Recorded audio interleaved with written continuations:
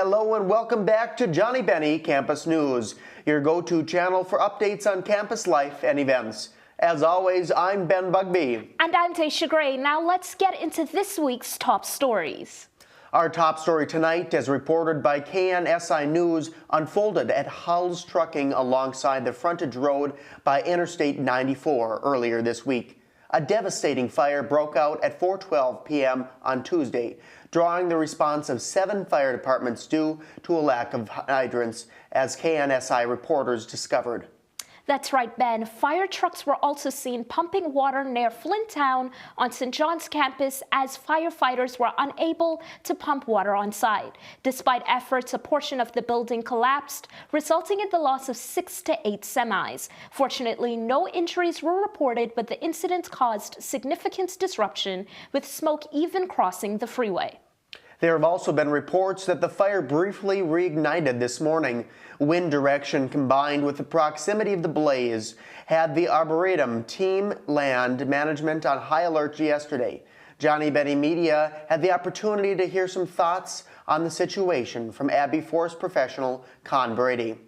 Yeah, so in terms of concern, I think we were out here in the Sugar Shack area when we first noticed it. So obviously yesterday there was a warning by the National Weather Service saying basically there's elevated fire conditions. So dry, hot winds, we haven't had precipitation in a while. So there was already elevated concern throughout the day, starting at 7 a.m. yesterday, that there was a possibility for fire. In terms of the Arboretum, I think the first step was we saw smoke. So we went out to check in a safe manner that make sure like nothing is on fire in the Arboretum. That's the first thing to check. Once we saw it was not on our property and it was we don't have the capacity to respond to that. We kind of just obviously stay out of the way. And if there was something in the Arboretum, if it was an accidental thing, the first thing to do would be call life safety. We do have multiple people within our staff who are certified for wildland firefighter training, but that would be prescribed burns in a controlled environment where we'd be hands-on, we'd be igniting it for an environmental purpose. So if there was an accidental burn in the Arboretum, which there was back in the spring of 2021, it'd just be go right to life safety, whoever would call it in. So if you call 911, just get sent right back to life safety. And then we have obviously our own fire department. They would respond, as well as if needed, other fire departments from like St. Joe, Rockville, Avon, whoever would come in and help as needed. But yeah, in terms of yesterday, that fire, obviously we checked it out, make sure it wasn't us. But once you have all those firefighters over there, they're professionals. They got it under control. So we'll be monitoring the situation closely for any further developments. Shifting gears back to on-campus events, this Friday, March 15th from 6 to 8 p.m., the Multicultural Center at CSB will be hosting a St. Patrick's Day celebration. Attendees are encouraged to wear green attire. The event will feature activities such as Irish-themed painting and shamrock cookie decorating. Additionally, there will be a performance at 6:30 p.m. showcasing the talents of the Irish Dance Club and Celtic harp music by Anna Daly. It's an opportunity to join in the festivities and enjoy the spirit of St. Patrick's Day. Get ready to immerse yourself in Latin American culture at ELAC's annual Quinceañeras event, taking place this Saturday, March 16th at 6 p.m. in Upper Gretzky. Doors will open at 6 p.m. with food served from 6:30 to 7:30. While an RSVP is required for the main event, none is needed for entry. Don't miss out on this celebration of Latin American traditions and flavors. Once again, the Peer Resource Program is hosting a delightful event this Sunday, March 17th from 10 a.m. to 11 a.m. Gather at Mary Commons to join fellow students for a leisurely walk to Flower and Flower Bakery. Plus, PRP has a sweet treat in store for you with complimentary coffee or pastry awaiting at the bakery. Don't miss out on this perfect blend of camaraderie and relaxation to kickstart your Sunday morning. Now turning our attention to the weather, let's get the latest updates from Landon Monio for the Johnnie Bennie Weekend Weather Report. Thanks, Ben and Daisha, and welcome back to the Johnnie Bennie Weekend Weather Report. I'm Landon Monio, your weather reporter. Let's dive right in. As students return from their tropical getaways, our Minnesota weather may be a cold shock, but so far, the week back from spring break has seen temperatures near the mid-50s. However, Saturday and Sunday bring breezy gusts of wind and low temperatures in the mid-30s. This weekend will start off mostly cloudy with a high of 50 degrees on Friday. we can expect northwest winds of 5 to 15 miles per hour. As you head out on Friday night, skies will be mostly cloudy and temperatures will drop to 35 degrees. The southwest wind will be a breezy 20 miles per hour with gusts as high as 30 miles per hour. Saturday cools down to 43 with partly sunny skies. There will be a breezy northwestern wind with speeds of 20 miles per hour with gusts of 35 miles per hour. Saturday night is partly cloudy with a high of 32 degrees. There will be a blustering northwestern wind with speeds of 20 to 25 miles per hour. Expect gusts as high as 35 miles per hour. As we wrap up the weekend, Sunday brings partly sunny skies with a high near 32 degrees. Expect a breezy northwestern wind at speeds of 20 miles per hour with 30 miles per hour gusts. Sunday night turns partly cloudy and temperatures will drop to 17 degrees. The western wind will persist with speeds of 15 to 20 miles per hour and 30 miles per hour gusts. That's all for this weekend's weather. I'm Landon Monio, and this has been your Johnnie Bennie Campus News Weekend Weather Report. Remember to be safe, stay warm, and have a fantastic weekend. Thanks as always, Landon. Shifting gears, let's now head over to our sports reporters, Brendan and Chloe, who will bring you the latest highlights in the world of Johnnie Bennie sports this week.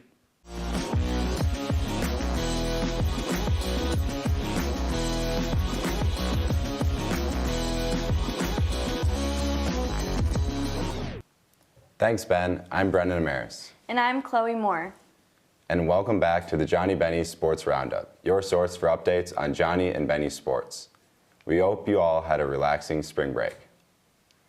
Brendan will start us off with Bennie Track and Field, who thanks to Fiona Smith, earned a program best 9th place national team finish. Fiona Smith has done it again, repeating as the national champion in the 3,000 and 5,000 meter races. She was the lone Bennie competing at the NCAA Division III Indoor Championships last weekend, and she represented well, becoming the first runner in MIAC history to win back-to-back 3K and 5K titles. Smith took home the 5K meter title last Friday in dramatic fashion. After leading for nearly the entire race, NYU's Grace Richardson passed her with 200 meters to go. But Smith kicked it up a gear, and with 25 meters left, she passed her and crossed the finish line to take home her second consecutive gold medal in the 5,000 meter race. After all the drama on Friday, Smith got back to business and dominated the field in the 3,000 meter championship on Saturday. She won comfortably with a time of 9 minutes, 25 seconds, and 97 milliseconds. Smith's legendary performance earned her yet another CSB Athlete of the Week award, adding another accolade to her distinguished career. Smith's indoor track and field career at CSB has now concluded as the team prepares for the outdoor spring season. Next year, the CSB legend will be running for Division I North Carolina State for her final year of college eligibility. Next up, Chloe will tell you about CSB softball's doubleheader last week in Georgia. CSB softball won their second game of a doubleheader against Emory University to move to 2-6 in what has so far been a difficult season. After losing 10-0 in the first game of the doubleheader, the Bennies bounced back, winning 5-4. Sophomore pitcher Olivia Wallace shut out Emory for the first 6 innings. Wallace held on after allowing 4 runs in the bottom of the 7th to secure her first collegiate win and complete game.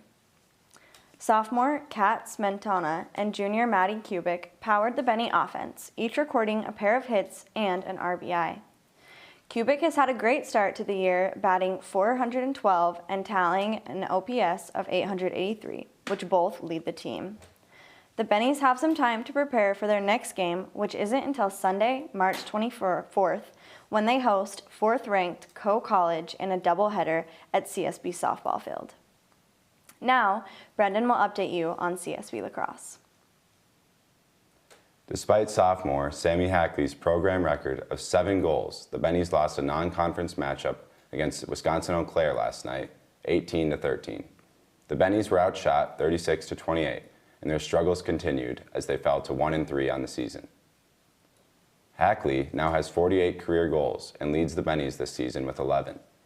First year, Emma Hallweg also had her first multi-goal game, finding the back of the net twice. The Bennies were 20 of 23 on clears. CSB's next game is away at conference rival Hamline University on Wednesday, March 20th. Next up is Bennie Tennis, who ended spring break in Florida with a win. CSB Tennis wrapped up their spring break trip to Orlando with an 8-1 win over Ursinus. The number 1 doubles senior Peyton Copel and junior Greta Nesbitt beat Ursinus's Allie Armour and Avery Sammer 8-2. The Bennies dominated in singles too, winning 5 of their 6 matches. At number 1, Peyton Copel lost in a tiebreaker 4-6, then 6-7. But the rest of the Bennies singles matchups went their way.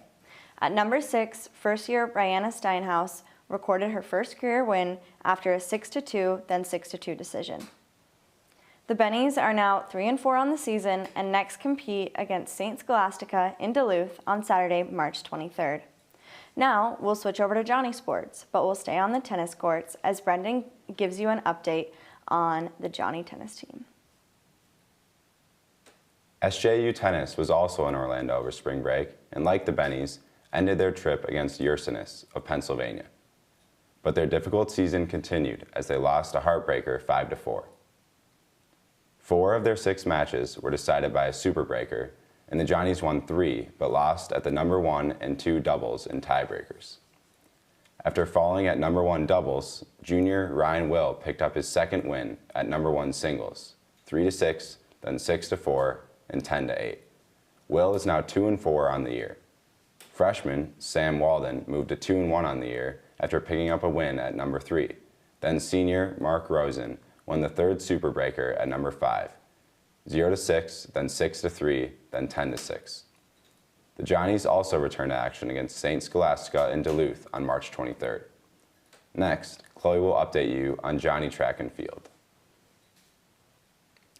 Senior sprinter Kevin Arthur was the lone representative at the men's NCAA Division III Indoor Championships in Virginia Beach last weekend.